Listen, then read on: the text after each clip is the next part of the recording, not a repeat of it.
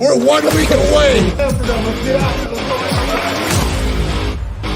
from what you worked so hard for. It's NAIA Football with Dannelly and Donley.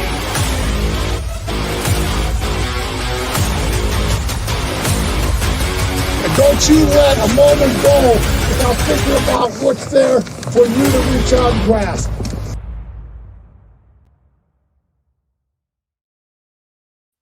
It is NAIA Football with Dannelly and Donley from the Victory Sports Network. I'm the aforementioned Jason Dannelly, and thank you so much for joining us for this edition of the show. A very special edition as we head into championship week in NAIA football. And what a tremendous weekend we had. 2 fantastic games, and we've got the winner, the head coaches, that is, of both of those winning teams joining us on the program. Doug Sosha going to join us in about half hour. Joining us first on the program, I want to introduce in the co-host of this program, Mr. Pat Donley, 2-time national championship winning coach from the University of St. Francis, and he puts up with me every week. Pat, thank you so much for joining us here. Jason, great to see you. Excited about these interviews tonight of these winning coaches and excited for a great national championship game. I think people, frankly, are sick of seeing you and I every week. So let's just bring in the next guy. He is the head coach of the Northwestern College Red Raiders, the defending national champions, AFCA Coach of the Year. And as I look at my notes, 3rd team Victory Sports Network All-American defensive back from 2003, Matt McCarty. Coach, thanks for joining us. Yeah, thanks for having me. That's doesn't seem like it was that long ago, but it actually that is a long time ago. I'm aging both you and I when I say that. I know. Yeah. Time flies, right? Yeah, it certainly does. Well, you've had a fantastic coaching career, came back to the alma mater as an assistant coach, 11 years as a defensive coordinator, took over as head coach, made it to the FCS semifinals a couple times, made it to a championship game and won it, the first championship since, well, the Corver days, way back. And you got to be pretty satisfying as an alum of the program to not only have played in it, but coached in it as an assistant to get that national championship last year and to be right back there this week, Coach. Tremendous job and very happy to have you on. Yeah, thank you. I appreciate it. It's awesome. Coaching back where I played and the community is so awesome. The support that we have here is phenomenal. People are so passionate about not only Raider football, but Raider athletics. And it's a special place. So it's awesome to, see Coach Corver around yet. He's at about every one of our practices and it's a pretty special place. You know, Coach Corver was up for the big College Football Hall of Fame last year. I'm actually a voter for that. I did vote for him. He did not make the final cut this year, but hopefully we can run him back another year and get him into that coach's the College Football Hall of Fame there. Pat is a coach, much like yourself. He's been removed for a little bit. I don't remember. Has there been any USF Northwestern crossover through the years? Pat, did you coach against Matt back in the day? We did 2017. I know Coach had a group of young guys that were a great football team that came our way, and the second round that Thanksgiving Day, if I think is that right, Coach? Yeah. I think it was. And you could see what was building at Northwestern College. You could see it.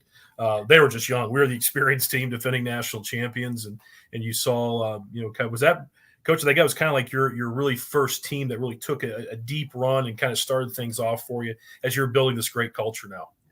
Yeah, that was year 2, and we were young. We were a bunch of puppies, and we look across the field that day, and it's like, all right, that's what we need to look like, And I think that was a huge game for us. Yeah, like you said, you guys, that was one of the best teams I think I've ever lined up across from.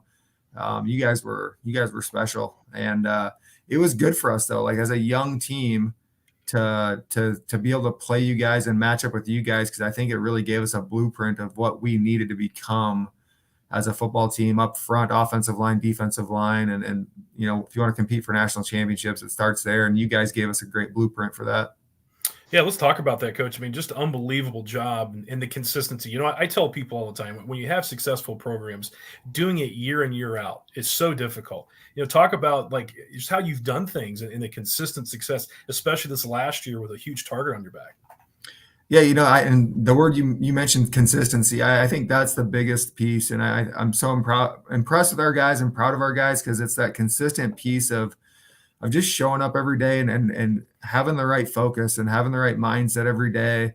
Um, because it'd be easy to get complacent. It's easy to kind of fall back on what you've accomplished, but our guys really show up and work hard every day. And it sounds so simple and so easy, but it's really hard to do. And our guys have done an excellent job of that.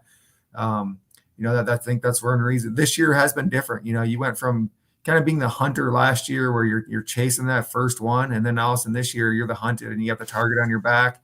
And you get everybody's best every single week. Our guys have handled that really well. It's been tough. We talked at the beginning of the year. We start back at the bottom of the mountain again. We got to work our way to the top. There's been a lot of challenges, but these guys have really tackled them all, and it's great to be back up here ready to compete again this next week. Coach, one of the teams that recently, of course, had you in their targets was Georgetown College. You played the Tigers just yesterday. And this was a team that throughout the year, it seemed like they improved week over week. And a key to their success every week was getting defensive turnovers and turning those into touchdowns, whether it be on the defensive side or the very next drive on offense. You had one turnover yesterday. It resulted in 3. Did that go into your game plan at all, trying to limit turnovers or keying in a little bit on how their defense was able to create turnovers and make your players cognizant of that? It did, and we were really, we wanted to make sure we took care of the football. We didn't force things if we didn't need to.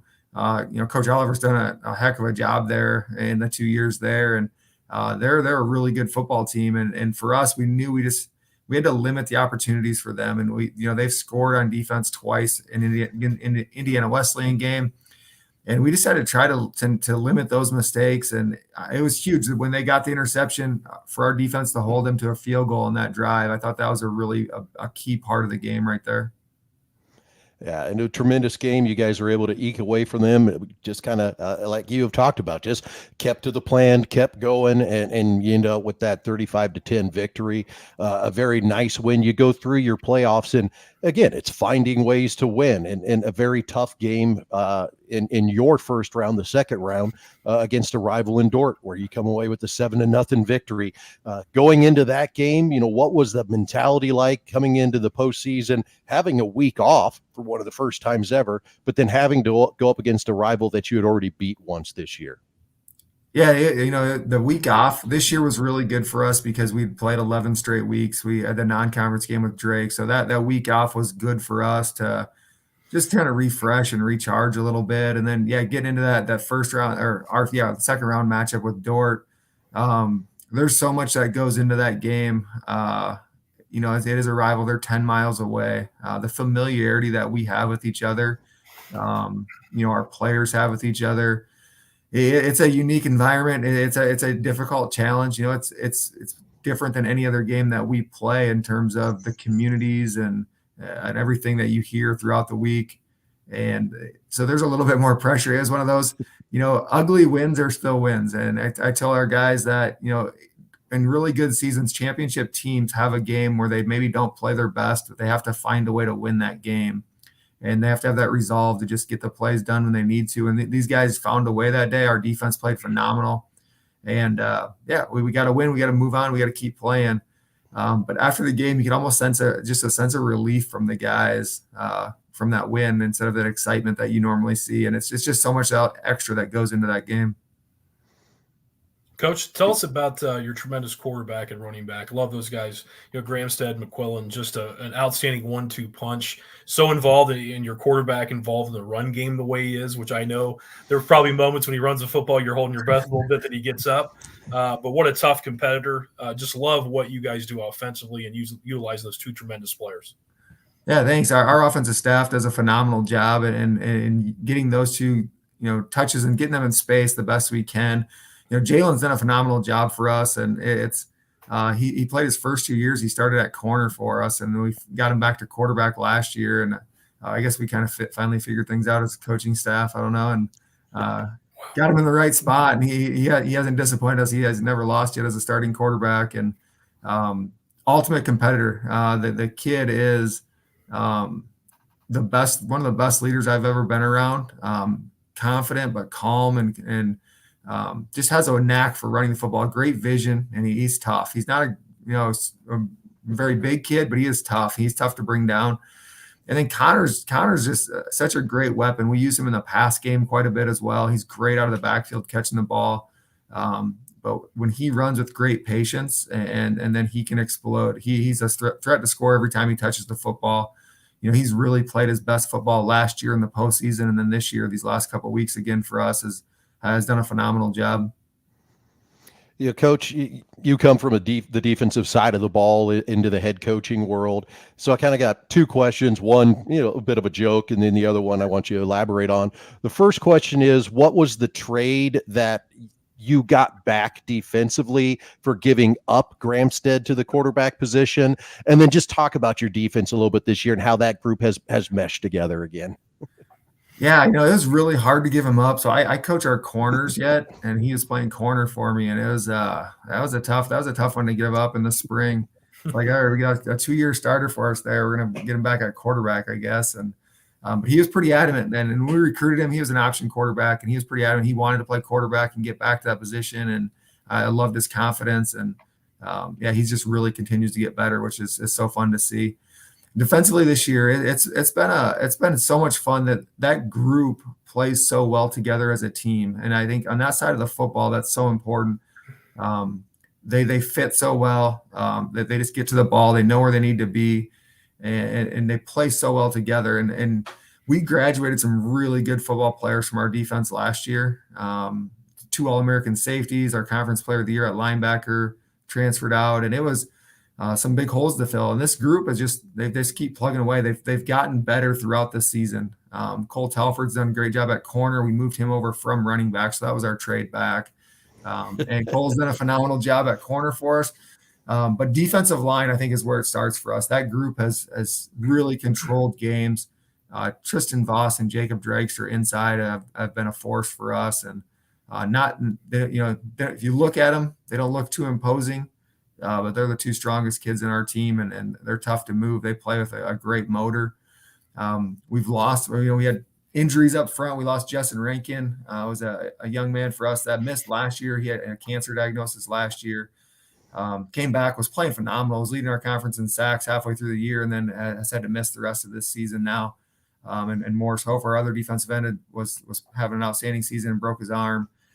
So we've had to overcome some adversity up front, but our depth up there has been phenomenal. We have 7 fifth-year seniors, and that group really sets the tone for us. Coach, you actually answered my question before I asked. I'm going to comment just the collective of your defense. Again, you had some tremendous stars in the past with your national championship team, and just those guys, 11 guys you have. And again, you said you had the depth as well. The 11 that are on the field, they gang tackle, they get to the football so quickly. Very impressed yesterday how you bottled up Neal, the running back from Georgetown, just a tremendous player, and really couldn't get the run game going whatsoever yesterday because of your defense. Yeah, that group played phenomenal. As you watch the film, it's just, every guy is showing up, boom, right where they need to be. Everybody's hitting their gap that they need to be in. And we've had a young player, Kyler Fritz, is a freshman for us, step in. And we've kind of had to adjust our defense based on what we have right now, personnel-wise, available to us. And he's done a phenomenal job at safety, playing kind of our star position where we just kind of use him in a variety of ways. And he had a big game for us yesterday, tackling in space. Coach, you've had a full 24 hours now to savor a victory and get ready for Keiser. Are you ready? You got the game plan all put in, everything installed, ready to go now?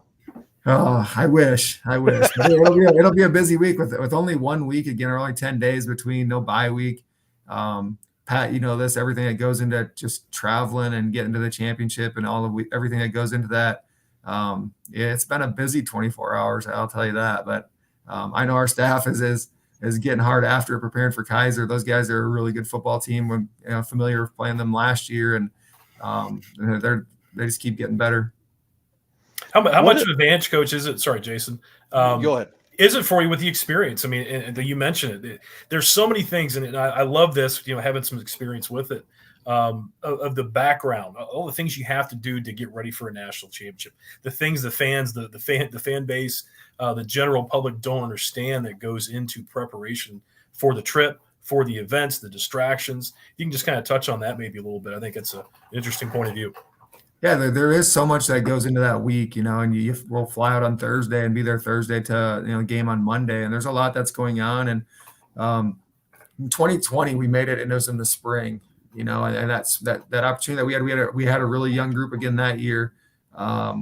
We went down there, we got beat by Lindsey Wilson, but a lot of those guys were back last year that played for us. And that experience of having to go through that week, everything that goes into it, wasn't their first time doing it. They understood how to handle the week and everything else that's going on that week. That was really beneficial for us last year.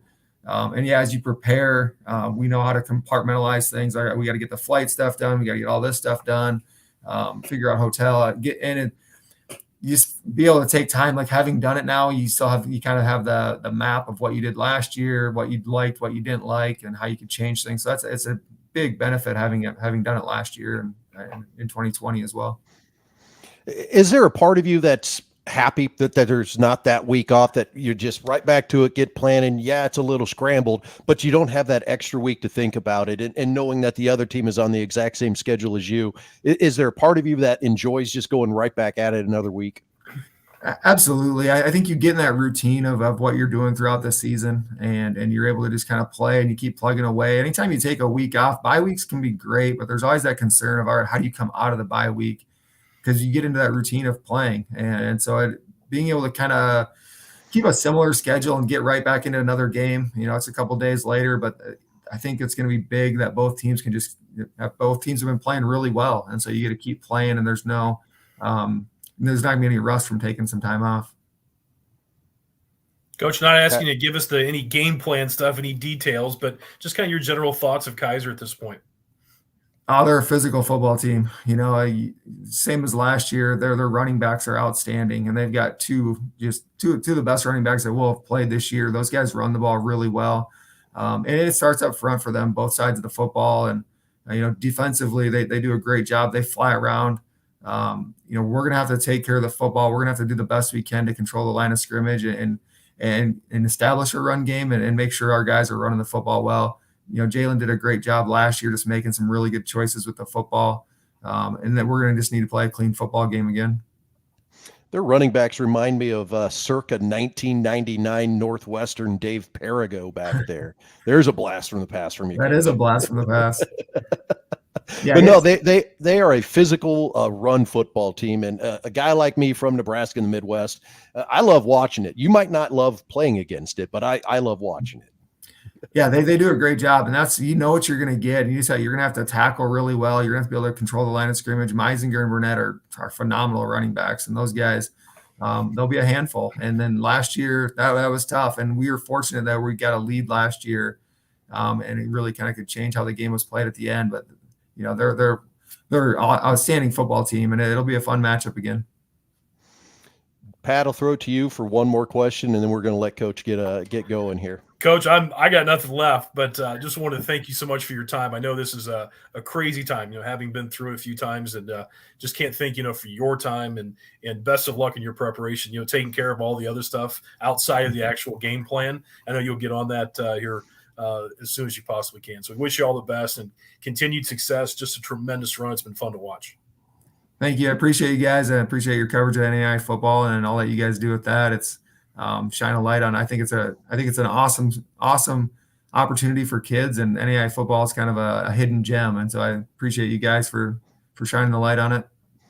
I appreciate you, Coach, coming on. I know you've got a busy week and you've got a lot of things to get back to. We'll let you do it. And again, thanks for coming on the program.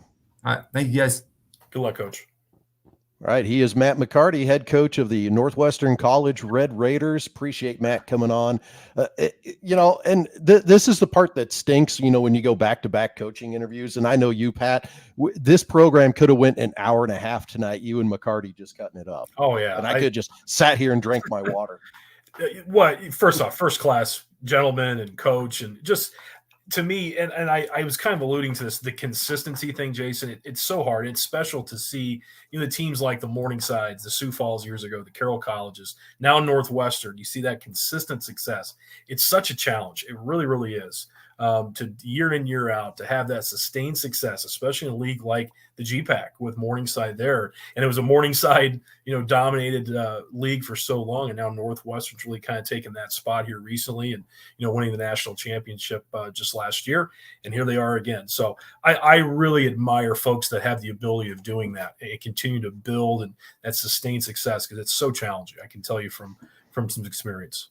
The next coach that we'll have on in roughly 10 minutes here, barring technical difficulties or anything like that, if he has problems getting on, will be Doug Socia, the head coach of the Keiser Seahawks. And it's interesting you bring up the consistency and the success. That kind of gives us a transition to Keiser. This is a team that in 2018, the first year of their program, they went 6-4. Since then, 9-1, 9-1, like 9-3, 10-4, 11-2. Like consistency right out of the gate. That's what I want to talk to Coach Socia about, is how do you start a program and then just get it to that level right away and then sustain it and be able to have the success that they've been able to have. I'm looking forward to talking to Coach Socia here too. And just I think they and Reinhardt are the two teams that I think started right away with success.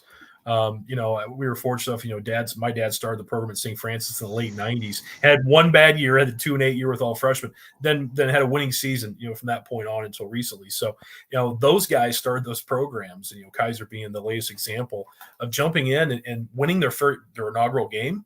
I know they won in overtime. I think Pikeville looked at the history of that and had that 6-4 season and have risen ever since.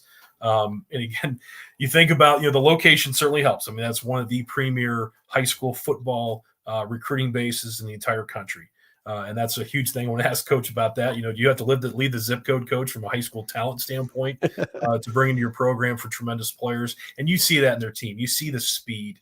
You see the level of compete that his players play with.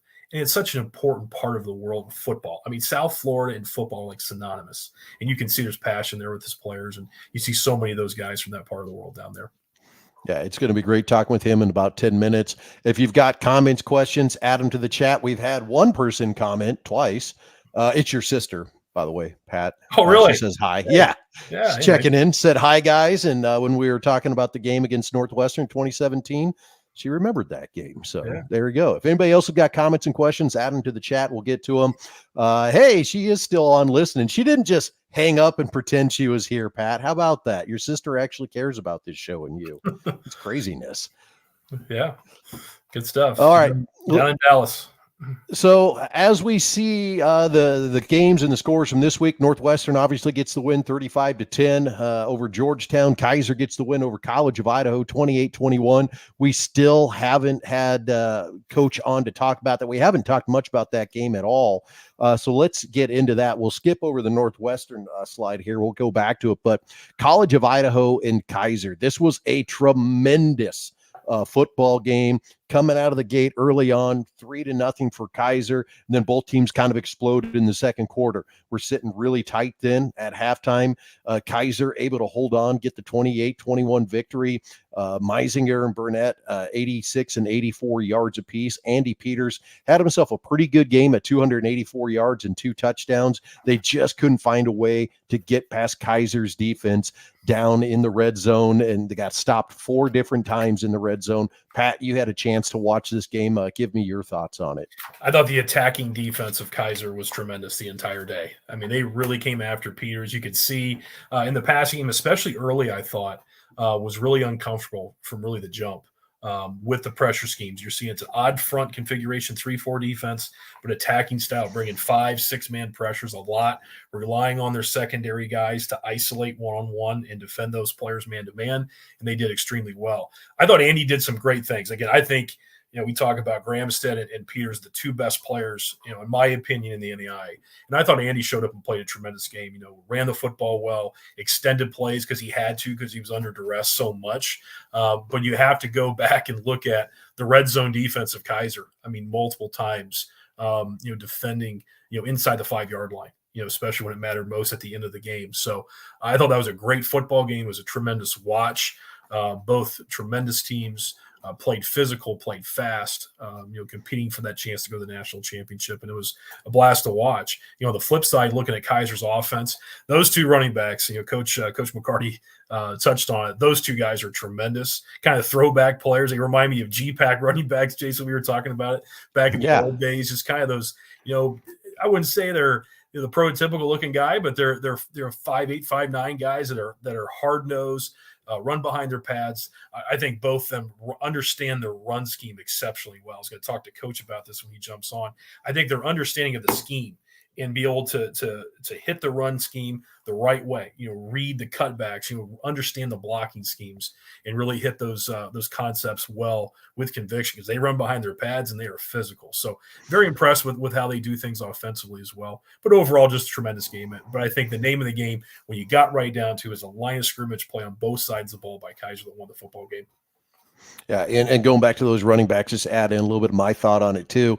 Patience in finding the hole. They are not just a cloud of dust going 100 miles an hour forward, running to the back of linemen, little stutter step, find the hole. A lot of patience in the backfield from those guys. And I think they're a tremendous running team. I even thought Bryce Veasley responded very well. He started the game 0 for 6, came back, completed the passes when it was important for them to move the football, and did it. Now, 9 for 22 isn't going to win you a Heisman Trophy or a Player of the Year award, but it's efficient enough to help your team win the game and to kind of supplement that run game that you rely on. Right. That's what he's asked to do, Jason. You can see it. It's complementary pass game. A lot of them play action. He did have to deliver some third down throws. Now, he did very, very well in the second half to continue drives. I thought Veasley did really, really, really well with that.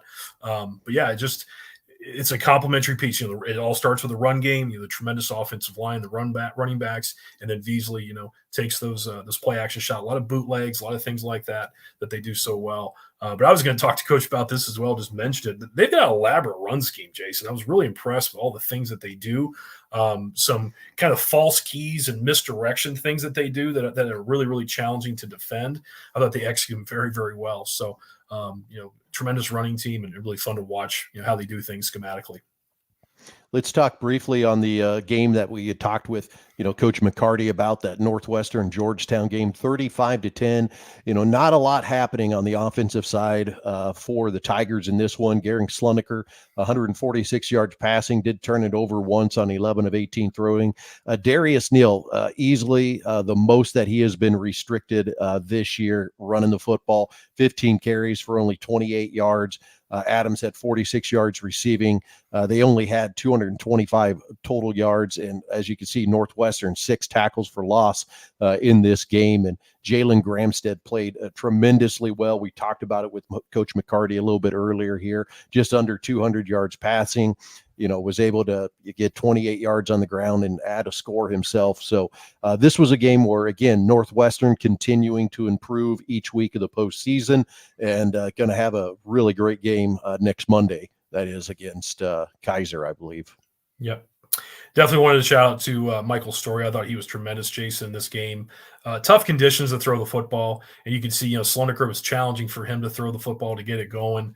Northwestern really loaded up the box to defend Neal. They did such a tremendous job. And like you mentioned, Darius Neal was a huge part of Georgetown's success all year. And it's only have 28 yards is a testament to the team defense we talked about with Coach earlier. Just those 11 guys, committing, doing the right things, very sound in what they do, and they tackle extremely well. And you could see that in that game yesterday. But Michael Story, I want to mention him. I thought he had 2 tremendous game-changing plays in the passing game. He's a big, long receiver, goes up and gets the football really well, and really kind of has a comfort, and familiarity you can see with the quarterback and receiver with Gramstead. I think those guys have a tremendous rapport with one another and execute the passing game so well, even in tough conditions. We really get into that. We kind of talked about it off air a little bit, Jason. We talked briefly with Coach about the conditions, but 30-mile-an-hour winds. I mean, it's a challenging day. You get that part of the world in the upper Midwest with wind. It is really, really difficult to throw the football. And you could see Northwestern really just didn't hesitate. They just did it. No matter which direction of the field they were going, into the wind, at the wind with their back or at their back, they're still going to chuck it around the yard. And I thought some key plays, especially in the second half, to break that game open in the passing game. We're going to shift gears here. It is approaching 6:30, and we do have Doug Sosha in the queue ready to join us. So we'll bring Coach on here momentarily. He is, of course, the head coach of the Keiser Seahawks. He started the program back in 2017 when he was hired, and the program has just continued to get better and better every year. So let's bring him on up into the screen here. Coach Doug Sosha, thank you so much for joining us here tonight, albeit tremendously warmer where you are than where I am in Fargo, North Dakota right now. You got it, guys. I appreciate you having me on. And yeah, certainly we're blessed with some good weather down here. And, obviously every place in the country has their things that are special. And, I'm happy to be on here tonight. With us is Pat Donley, and this is kind of an introduction for all of us. Pat was offensive coordinator for the University of St. Francis for, I think, nearly 20 years is the number, Pat, and he had an opportunity to watch your game yesterday. And I'm just going to kind of turn it to you guys a little bit here because I know Pat's got some great questions about Keiser football and what you were able to accomplish in yesterday's victory over College of Idaho. Coach, it's great to meet you first and foremost, and just want to congratulate you on the unbelievable run you've had of starting this program from the ground floor and having that sustained success from the very beginning. Just it's tremendous to see. Thank you. I appreciate that, and we've got great people, and I think from day one we've said if we can surround ourselves with the right people and build this roster the way we built it on just character and talent, that we'd have a chance to be really competitive and. And some of that's paid off a lot for us. Absolutely. Talking about yesterday, Coach, we have to start with your defense. Just tremendous. The red zone defense, the situations they were presented, with their back against the wall and had to make, some crucial defensive stands. They certainly did. And I thought the pressure throughout the day on a great player like Andy Peters, really got them out of rhythm, especially early in the game. You talk about your defense and their tremendous performance, specifically yesterday. Yeah, it was a special day for those guys. Those guys stepped up. Obviously we knew that we were going to be, have our hands full with that quarterback, but we know we had to mix up the looks and change up some coverages. And we gave up some things, but we kept the pressure on them, and our guys stepped up when they had to. But certainly a special player. They're a good football team. But some of those stops that we had, I've never seen that in a long time of coaching. I think 3, goal lines. Stops, and we were really good in the red zone yesterday. Yeah, Coach, when I was watching that game myself, it was just I've seen several College of Idaho games this year where they get down on the goal line and you see exactly that. All right, they're going to find a way to get in there. They're going to run that wildcat set a couple times and find a way to get in. Your defense backs against the wall, a tremendous amount of character that it shows. And, having a defense play that well against a team that good going in now to a national championship has to have you feeling pretty confident in that side of the ball. Just talk a little bit about how that squad has improved from maybe week 1 in that loss to Mississippi College 17-14 and how they've really come together this year. Yeah, I think there's been a ton of progress. I think, you look at the strengths of the defense and you would say, well, it's in the returners. And, we had some linebackers and some secondary guys coming back, and we had to pretty much rebuild the defensive line other than JT Black. And those guys have stepped up. That's a really improved group, probably our most improved group on our team. And just, guys like Christian Ware, who's a true freshman, Maddox Aprilli, and some other guys that stepped up along with JT Black. So, our defense is really, I think year 2 in the system with Coach Owens has paid off, looking back to spring and summer. And then, I think with the calls and the growth that we've had, and Daryl Livingston's been a big piece of the puzzle here in keeping everything going in the right direction in the back end. But our defensive staff and the personnel on defense have done a tremendous job, and certainly, it paid off for us yesterday. Coach, jump to the other side of the ball. Your offense starts with the run game. You're tremendous up front. You're athletic up front. Love your running backs. Both those guys complement each other so well. Talking about Burnett and Meisinger, if you can talk about them a little bit and just your overall approach offensively, how you do things. Yeah, it's going to start, really, and I've said this a couple times to some people, it's just our program mentality is we want to be tough. We want to be physical.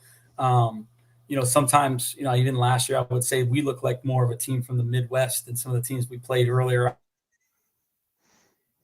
on in the playoffs. But, we want to be rugged, we want to be tough, we want to run the football, we want to stop the run. So it's a program identity.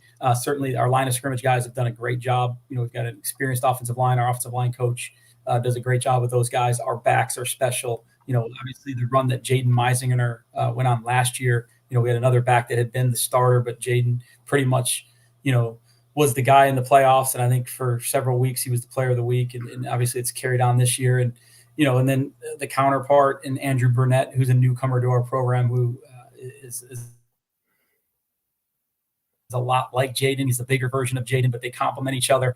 They're students of the game. I think that our running back coach does a great job, but, we're fortunate to have those guys. And, there's some other guys behind them that I think are waiting their turn. But certainly, for us, it's a program identity. We want to run the football. We want to be tough and rugged. And it certainly starts with our mindset and the players that we've recruited. Talk about those backs, Coach. You watch your last few games. I'm just so impressed with their understanding of your scheme, because you have some elaborate run schemes, and they really seem to understand the entire concept. How to hit the scheme, be patient. Jason was mentioning before that he knows the patience of your backs, and I totally agree. But just overall, like you said, that football IQ or understanding of what they're looking at and execute at a high level. Yeah, absolutely. I mean, I think they're talented guys, but our running backs coach was a running back. He was an All-American at the 1AA level, and he is an unbelievable teacher. And I think that these guys are taught at such another level in terms of our run scheme, our pass protections, but specifically with the run game, we do have some schemes that we change up and mix up the blocking schemes, and our backs have to understand that, and they do have to have a form of patience with it. I think when you get younger and immature backs, you see things, but it's constantly teaching. You watch our running backs coach in his meetings, and it's nonstop coaching up, the patience and the scheme. And we're lucky to have Coach Russ, and our backs are talented. You've got a pretty good quarterback in Bryce Veasley. Granted, he started the day yesterday, a little bit cold in terms of completions, but he's able to get things done when you need him to, and he's a really nice compliment, to your running game, to try to hit some of those play action passes, hit some of your big wide receivers, in the open. Just talk about how, Veasley has come along as a quarterback too, because he is a guy last year, played a little bit along the ways, played in the championship game, and he's been your starter this entire season. Talk about his maturity and his changes at the quarterback position as he's been in your program. Yeah, he's been really good, obviously. And he got a little bit of experience last year with the Morningside. He had to come in and help us win that thing, and did a great job. And then obviously in the championship game, our starter Shea Spencer had gone down, and then it's really been his job ever since. But he's a student of the game. He's a grad student. He's a little bit older. I think our quarterbacks coach Miles Knockin spends a lot of time with those quarterbacks and just developing them. And again, it's just nonstop growth and development. But Bryce certainly does a good job of managing what we want to get done. He has a good understanding with some of our run game checks and things that we want to get done in pass protection. And he started off a little bit rough yesterday, but we challenged him to bounce back. A couple of those throws weren't his fault, in terms of, we thought some of those were drops, but I think throughout the game he came out and execute at a high level, and that's what we're going to need here moving forward. Yeah, Coach, you definitely touched on. You can see he's got control of your offense, making some checks. You can see those things, communication-wise and what you're doing in run, and also your protection scheme. Definitely saw that. 2 plays I saw, Coach, that was tremendous. On third downs, completing quick footballs to corner blitzes on third down. I thought those 2 plays were critical to sustain your drives and keep those things going. Those things, quarterbacks, sometimes there's tells and things like that, as we all know, but you don't see those things. And he threw right into that pressure scheme, completed 2 huge third down situations for you yesterday. Yeah, it was impressive. I mean, I think it's something that obviously it's something we practiced, something we thought we could see. We had some plays called that, could be built into a pass protection, so we could protect against what we call a corner blitz, but thrown right into it for 2 first downs. I've not seen that, in my time of coaching, and he did a great job with that. And just I think it goes back to just his preparation and the way our quarterback coach, trains those guys. Coach, you started this program as the first head coach back in 2017, first year, 2018, 6-4, 9-win seasons ever since, in the NAIA postseason ever since. second time now in the national championship game. You don't ever want to like look back and just think about all the great things that you've accomplished, but talk a little bit about, the path to getting here and what has been some of the big keys to that. Obviously, being, located in West Palm Beach, Florida, and having that recruiting base has got to be a big one, but it's also, you've got to find the right guys and get the right guys into the program. Yeah, I think that's been the biggest thing. Obviously, we've had a lot of success along the way, and watching guys graduate and watch guys, get jobs and get married and become husbands and fathers has been awesome. But I think at the foundation of it all, once we figured out the profile of what we wanted to recruit, I think not swaying off of our character and talent thought process. Certainly there's a lot of talent down here, but it's really important about getting the right people in the building.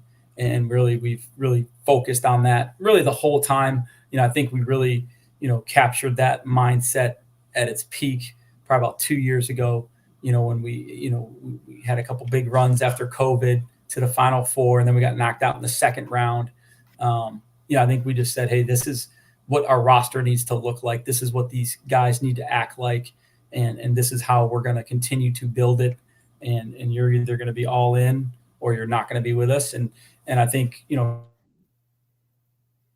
right now, and I tell guys in recruiting, all of our kids that we're recruiting, our coaches say the best thing about our program are our players. We've got great kids with character and talent. They all have a different path to our place, but they're all like-minded. They're all driven. They're all fighting to get their college degree and play championship level football.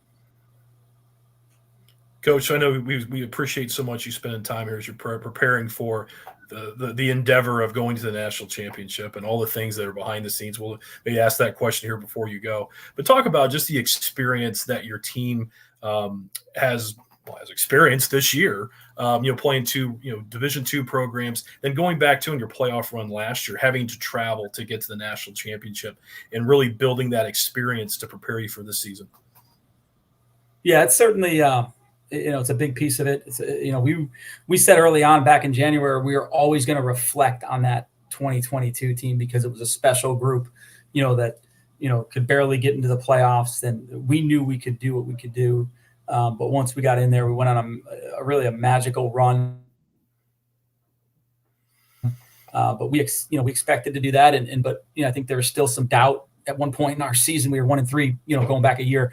But certainly, we reflect on that. We were not going to say we were going to be the same team because we're not. There's a lot of guys from that team that were first year guys in our program that were with us a long, long time. So we had to rely on new leadership, and some guys have stepped up.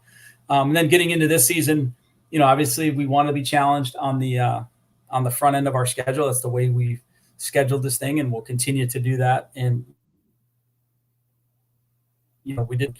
We expected to come out on top of those games. We didn't. I think we were competitive against Mississippi College, not so much against Valdosta, but our team, continued to grow. And then we got ourselves into, conference play, and, our conference is challenging. And, you've got, St. Thomas, which has been very good, Southeastern, which has been up and down, but, they've been a consistent program. Then FLOMO, at the end of the year, we're playing, they're playing for a piece of the division. So, our guys just stayed the course and stayed humble and stayed hungry, and we just tried to reset every week. But certainly that experience has helped. Being at home these last 3 weeks, has been incredible. I think coming off of last week, we beat Bethel. I'm totally expecting that we're going to be traveling, to Iowa. And then obviously there was something that, was an upset. And then we got another team coming here. So for our teams and our community and our, our school to host 3 straight playoff games was pretty special. I think for our guys to be around here and really finish up strong here. We've got finals that are starting tomorrow. So our guys are juggling a lot of different things. So we've been lucky to be home, and these experiences have been great and prepared us. And, now we've got to, turn our attention to the national championship. I promised we'd only keep you about 15 minutes. I've got one more question. I'll throw it to Pat for another question here. When you talk about, the program and the community there. When you start a football program in a community that really hasn't had, scholarship college football before, 4-year college football, what's that been like? And how have you seen the support from the community change over the last 4 to 5 years, especially after last year's run into the semifinals and now last year's run in the championship game, and now this year's run back to the championship game? I think the first thing I would say, I think this community was in so much of a need of this level of football, and I think our state has really, it's doing a service to this state, because so many times when I was a high school coach, we had to send kids, far places, and it just really wasn't a good match for a lot of these guys, and they never came back with college degrees. So the first thing I would say is this community needed, Keiser. And obviously we need the community. So it's been great. I think, when we started the program, it's all about alignment from our administration, our athletic department, and everyone involved. We're a strong university system with 20 campuses, but obviously we're on the flagship. So we've got great leadership and support. But as far as the community, obviously we have a local guys playing for us up and down the coast of the East Coast of Florida. We've got some guys from different pockets. And then obviously there's some kids that have come from far out places and have fit in pretty well. But watching yesterday's game and just seeing the amount of local high school coaches coming out to support, the amount of just familiar faces at these games, really reminded me of, some of those big time high school playoff games where you would see the whole community at these games when the last team was standing, and for them to be at our game yesterday, seeing coaches I haven't seen at our games before, I think we've piqued their interest, and certainly, I think from a recruiting standpoint, it's huge, for our local high school guys. Coach, last question here, just talking about, not giving away too much, obviously, your game plan, but your thoughts on Northwestern. Then the follow-up to that, just how your preparation's going for all the extra stuff you have to do in preparation for the travel for the national championship. Yeah, I would say, obviously the extra stuff, we've got great support. I was on the phone with the AD today, and he handles a lot of the travel. We've got a great equipment staff that's handling a lot of the checklist items. So we're lucky to have people in place that handle a lot of it and let the coaches coach. But preparation has started. Obviously, we know Northwestern's a very good football team. That's stating the obvious. I think they're a complete team in all three phases. We're going to have our hands full. We have to come up with a great plan, and we've got to come out and play our best, and that'll give us a chance to win the national championship. Coach, we certainly appreciate you taking a little bit of time here on Sunday night to talk with us on this program. We obviously love NAIA football, and we love what you've been doing down at Keiser, getting that program going and back national championship game appearances now. I mean, this is tremendous, and great first conversation. Look forward to tracking it down in the off season here. For sure. I appreciate you guys, and certainly what you guys are doing for our level of football is special, and just keep doing it, and we appreciate it. All right. Thanks, Coach. Thank you, Coach. Appreciate you coming on. All right. Thank you. He is Doug Socha. He's the head football coach of Keiser University. You gotta love it. I mean, this gets me juiced up, Pat. I mean, I'm going to brag a little bit here. We're the program on Sunday night. We got both head coaches that are in the national championship game on the program. I mean, I hardly had to do anything except for send a couple emails this week. This was so much easier of a show to prepare for because we could just talk to people.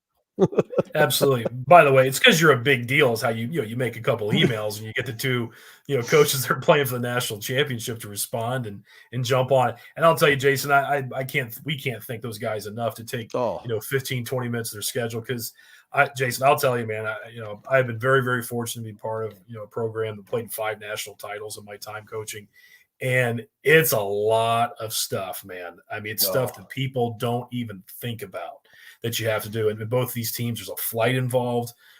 That's a challenge. The details with that, and Coach Socha just mentioned having the support that he does, and I'm sure Coach McCarty is the same.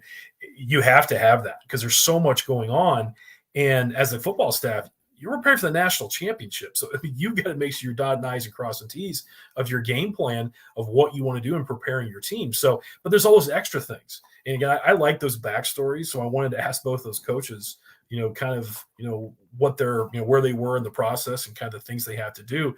The nice thing about both of these coaches, and I will tell you, awesome for both of them. They've done it before. And Coach McCarty's done it, a handful of times now, and Coach Socha back to back. So there's not going to be even the same location, which is huge too, because you've been through that before too, Jason. In your coverage of going to different places, and each location where the national championship is held is different. And how they do things. So I think these coaches having familiarity, they can block out distraction for their players. Majority of their players went through last year as well. And I think that is a key element. I wanted to talk about, that as we got to this week, as we started this program, is I do believe that the coaches that can do the best job in preparation and blocking out distraction and focus on the actual game win the national championship. I'm a firm believer in that. I've seen it, and experienced it a few times. I think it's absolutely critical. And I think both of these coaches having that experience, you could tell they're first-class gentlemen, tremendous football coaches. And this is going to be a great national championship matchup once again here in year two. These guys going at it. So I'm excited about it. I think we've got a great example with both these programs for our national championship at this level. It's going to be wonderful. Yeah. And kind of let the cat out of the bag a little bit. That is literally the first time I have spoke to Coach Socha. So I appreciate him coming on so much because honestly, he's a head football coach of Keiser in West Palm Beach, Florida. I mean, and he started in 2016. He doesn't know anything about VSN. He doesn't know anything about, my backstory of covering NAIA football. For them to come on and be a part of the program tonight, I definitely appreciate that. And same with Coach McCarty. We haven't done something like this year after year after year. We're starting it back up. We're getting it going again. So for those guys to come on means a lot to me. And my love for NAIA football, and just two first-class gentlemen, coming on this program. And I did appreciate the fact that Coach Socha also thought they look more like a Midwest football team. I'm like, yes, you do. You look like the teams I used to play against in the NAIAC that murdered me every week. I'm literally off air. We were talking about, I was like, do they look like a GPAC team to you? They really do. They really do in their approach. And like Coach said, and I love that, that Coach Socha just brought up right away of their identity of being physical on both sides of the ball. And that's definitely true. You see their approach, they're tremendous up front. And they've got kind of throwback running backs that understand scheme and hit the hole and go hard, run behind their pads. You see that kind of old school mentality. So, you think you're South Florida, you think it's glitz and glamour and speed, and they certainly have elements of that, certainly. Yes. But when you get to their core and what their approach is, it's old school football, it's physicality. So that was really cool to hear and hear his approach on that. So just great interviews. I thought that was awesome. Our best show, probably, I would say, just because probably less of you and I and more of the guys that matter. So I mean, we bring something to the table, but not as much as Coach McCarty and Coach Socha can bring to the table. That is for sure. So let's look at this matchup as we wrap up the program here. These two teams, very comparable when you look at their offensive and defensive numbers. Total offense right around that 400-yard mark for Keiser. They're going to run the football a little bit more than Northwestern. Northwestern going to be a little more on the passing side, maybe a little more efficient there. Defensively, two very even teams. If there's any stat that jumps off the page here, I don't know really what it is for me. Maybe passing defense for Keiser, but I mean, you're also in a league down there where they're going up against teams that, late in the game, they're throwing the ball a lot. So some of these stats that you look at when Keiser has beat people, 49-10 or 49-14 and been in control, some of these passing yards are popping up late in the third and fourth quarter there. So they obviously played last year to a 35-25 win for Northwestern, but comparison for these two teams, I mean, should be a great national championship game, Pat. Yep, two tremendous teams. Again, talking about repeat from last year. I think Coach McCarty, he mentioned it. It's going to be one in the trenches. It's about both groups up front, the offense and defensive lines. I think that's where it's going to be made. The skill positions, a little different approach. It's a quarterback centric offense for Northwestern with Gramstead and that battery of he and McQuillan together. Where you have the Keiser approach, it's going to be physical, ground and pound with two backs, complementary passing game with Veasley throwing the football. So a little different approach, but I think you have, when you get right down to it, it's the line of scrimmage play. It's who's tackling well on defense and making plays that'll decide the outcome. The next slide I want to show you, Pat, it doesn't mean anything. Doesn't mean anything at all because it's last year's game. But what I want to show you, this is the statistical slide from last year's national championship game. And there's not a whole lot of difference in the names that are popping up for the guys that were in this game last year, that were some of the primetime players. Shea Spencer went down in that game. Bryce Veasley came in. He's been the starter all year. Meisinger had 53 yards. Veasley had 22 yards on the ground. You go to the Northwestern side, you got Gramstead, McQuillan, and Story back in there again. I mean, there's a lot of names that are going to be familiar with one another come next Monday. No doubt. And again, that experience is so critical. We talked about it before of just how important all that is, of having that experience. Just the opportunity of knowing what to expect. Having the game's not going to be so big for these guys, the guys that were key players in this game a year ago. So you're going to have those nerves kind of, there'll be nerves, of course, because it's the national championship, but there's that experience that you can block those things out and go execute your game plans and play a clean football game. And I think these two teams, doing it 2 years in a row, make it even more interesting. I think it's going to be, well played. And, I'm very impressed with both these teams. I think they do things the right way.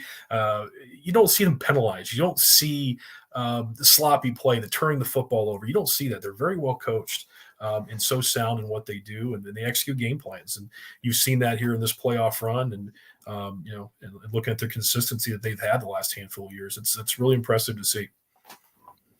If you're on with us right now, feel free to throw a comment into the chat if you've got a question for Pat and I. This is kind of the end of our official analysis and, interviewing this coach and talking about this and doing this. So if you have questions for Pat and I, by all means, add them to the chat, either on Facebook or YouTube. Twitter doesn't seem to come through, and I'm not going to mess around on my phone. So if you're on Twitter watching, go to YouTube, add the question there. We'll answer your question in just a little bit here. But as we go into it, there's a few things I wanted to talk about, Pat, and this does not mean anything, I think, to the players or to the coaches involved. I think fans will complain about this. I'm not going to complain about it because it is what it is, and that's just how my attitude has come about some things in the NAIA. The game being moved to Monday, I'm fine with it. I like the timing of it. I'm not a giant fan of a noon Eastern kickoff on a Monday.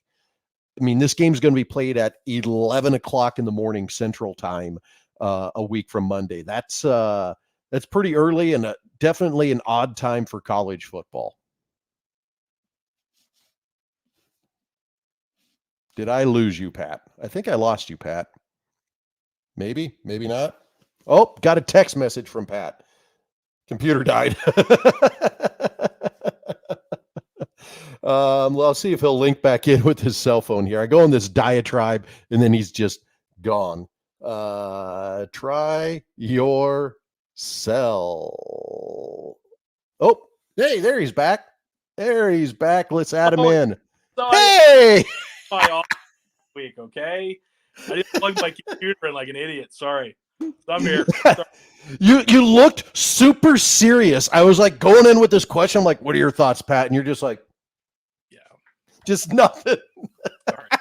We're back on just old live podcast, video cast, whatever here. So my long diatribe I went into was the only thing I'm not loving about this. I don't care that it's on Monday. In some ways, I think you get some new eyes on it. Not crazy about the noon kickoff, 11 o'clock Central kickoff on Monday. Odd time for college football. Yeah, it is one of the, I'm sure the fans are going to be happy. We love to get eyes on our game. Is it going to be a challenge? A lot of people I know are home for the holidays and things like that. They can pop game on at that time of day and watch.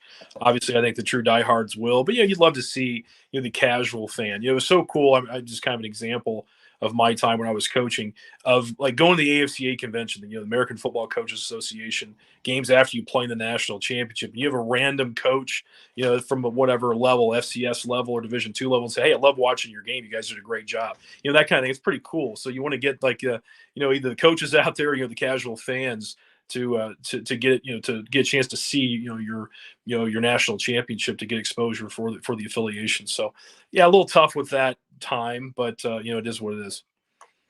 Comment from the one of our people listening and was at the Keiser game. Yotes are a very talented team. Great game, but came down to defense as it often does with Keiser. Yeah, 100%. I mean, we watching that game and seeing what their defensive line was able to do against College of Idaho in the red zone. I mean, it was a tremendous stand for them. And if you think about it, like just 4 stops. If they don't get one of those, we've got overtime, and we might be talking to Mike Morosky right now from College of Idaho instead of Doug Keiser. I mean, that's how, or excuse me, Doug Socha from Keiser. That's how close that ball game was. Could gone either way, no question. And like we talked about it right for the first question we asked to Coach Socha, is just a tremendous job of their defense, backs against the wall, having to make those stops inside the 5-yard line, and it's just tremendous job, and shows you the character that he mentioned, the guys that they're relying on to execute in that situation. They certainly did. Just very, very impressive. If anybody else has got comments or questions, throw them at us. I'm not 100% sure what this program does. I'm thinking on Sunday we do this again and we talk specifics about the championship game. We might not be able. I don't think we're going to be able to get Coach McCarty and Coach Socha on next week. No, what do you think? I don't think so. You don't think they're really good research and show prep, and not just talk to 2 great football coaches. We gotta come up with some original material. Yes, we'll do this again next Sunday at 7 Eastern, 6 Central, and we'll talk just specifically about the championship. And I might see if I can get some work done and announce my All-American teams on the show next week. We might do that. Sure. I'll probably have to, see if you got some opinions on that too. Yep. But that's, that's really, the show, I would say, for tonight. I mean, we're just catching up at this point. We certainly appreciate everybody that gave us a chance, this year. We came back. I came back with this show, kind of out of the blue and talking to Pat about doing it. And, on Sundays, it's become a habit now. And it's been fun having this hour-long conversation, every Sunday night with you about NAIA football. Gets me juiced about the future of NAIA football and some things that we can potentially do with the Victory Sports Network going forward. Well, I've had a blast, and I certainly appreciate, I think we had a phone conversation maybe a year ago. We just kind of like, the whole world of podcasting, that's kind of the media now in sports. And, you and I kind of talked about it. We're obviously longtime friends, and like you said, love the NAI and had a lot of experience doing this. And, we just kind of talked about it. So we should do like a podcast or something like, and here we are. And I got the call when it came to fruition. I was extremely excited because I've been away from the game now 2 seasons, and there's parts of it I certainly miss. And talking about the NAI and talking football in general, talking with these coaches, we've had 3 coaches now on the show to interview, and I really, really enjoy that, and picking their brain and learning of their experiences and the things that they're doing, these tremendous programs. I really enjoy that part. So thank you for bringing me along for the ride, and it's been I look forward to Sunday evenings. I really do. And luckily I've got a little more time with my family than I was a coach, so I can sneak this in on Sunday nights. Heck, my wife and I was joking with my wife earlier today, just like, this time, a few years ago, I wouldn't even be here. I mean, so I was prepping for deep playoff runs, which was wonderful, and I certainly don't regret any of that. But it's a little different, putting the Christmas tree up with the family, which I've not done before in some time. So it's pretty cool. Pretty cool. Yeah, I kind of do the same thing where even for my actual job, things have changed a little bit. I used to do a lot more travel because I had a location 4.5 hours from where I'm at here in Fargo. So I would, be in Fargo 2 weeks, be on the road for a week, back in Fargo for 2 weeks, back on the road for a week. So the idea of getting away on a Sunday night for, couple hours, I mean, for all intents and purposes, is about 2 hours for me getting things set up and making sure I'm ready to go. But when I kind of take the step back, I'm like, oh, I could be spending a lot more time doing something else that is less enjoyable. And this has been a lot of fun. I just appreciate the fact that, we used to have so many conversations about things outside of football, even though like we knew one another through football. That's been the fun part of this for me is you and I getting to rap about, things that aren't just NAIA football and the team you're playing this week. And what do you think of Quincy? When you're, I traveled to that game and watched a horrible football game. It was not good. Yeah. Well, again, we're longtime friends, have a lot in common, other than the farm thing, but the only thing we don't. But, we talked about that before in previous shows. But yeah, you're a good friend, buddy. And it's good seeing you. We've not spent time, together, other than something like this or the phone call, or a phone call for some time. So it's good to catch up with you. And I think you have such a vast, understanding, knowledge, Rolodex of people involved in the NAIA to really do something well. And, we're working to get this, this show better and better every single week. And I think we certainly have, and utilizing, your ability as a, first off, you're a broadcaster. I'm a, guy used to call football play. So it's a lot different for me and you from our background standpoint, but I've really enjoyed it. And I think, keep this thing going. It's a lot of fun. And right now the wife's cool with it. So, it's all good. Yeah, and obviously we'll go on next week, talk championship. We're going to take some time off after that. The plan in not in football season is hopefully have a show that we do about once a month, bring some coaches in, try just kind of see how the flavor goes and just to honestly in the off season expand our knowledge a little bit about what's happening in the world of NAIA football, and then be right back at it next year and be covering NAIA football week to week. So I'm definitely looking forward to it. What we got to do, Pat, we gotta convince the wives, like we need to do like a destination vacation together somewhere. There you go. Like, yeah, like, oh, it's I love Fargo. You say Fargo? I love Fargo. Come visit, buddy. I love it. I would love to have you guys up here. Bring the whole family. It'll be great. Well, my sister who commented earlier, she used to live in Minnie, so we were, not too far away. So yeah, she's down in Texas now, so she was there a brief time, but yeah, in that part of the world. But yeah, it sounds good, man. I didn't. Let's get someplace warm. Someplace. Yeah. I think we should check out all the new South Florida football schools and the Florida football schools in general that have popped up. We probably need to do some campus tours down there. Well, I did ask you, Jason. We have to get the the Victory Sports Network PJ, the private jet, ready to pick me up in Fort Wayne. Let's go over to North Carolina for the game. That'd be pretty cool. It'd be awesome if it existed. It certainly does not. It barely even exists on like a budget Southwest Spirit Airlines flight to try to catch. And that's the last thing I want to wrap up with, because I was thinking about this as you asked the coaches, getting everybody together and for this. And I bet you there's some fans out there that are going, here they go talking about the travel again and everything that goes into it. Here's what I would challenge anybody listening to this to do right now. Your family has decided they're going to Durham, North Carolina, and you got, you and your couple kids and whatever, book flights, get hotels, go there, try, see how much effort you have to put in just to get your family there. Now take a program of 100 people that have to go, plus all the other things that go with it. And no, you don't just have to barely get there for the game Monday. You need to be there Thursday. And then you have to schedule the things that go along with that. Just try to wrap your head around that, to do that for your family. It's Sunday today. On Thursday, you got to be on a flight to go to Durham and take everybody with you and have it all planned out, and not have a whole bunch of hiccups that distract everybody from the fun of the trip.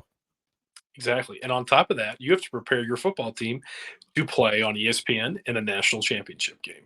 So that's quite a bit on your plate, certainly. It's what these guys go through in this week.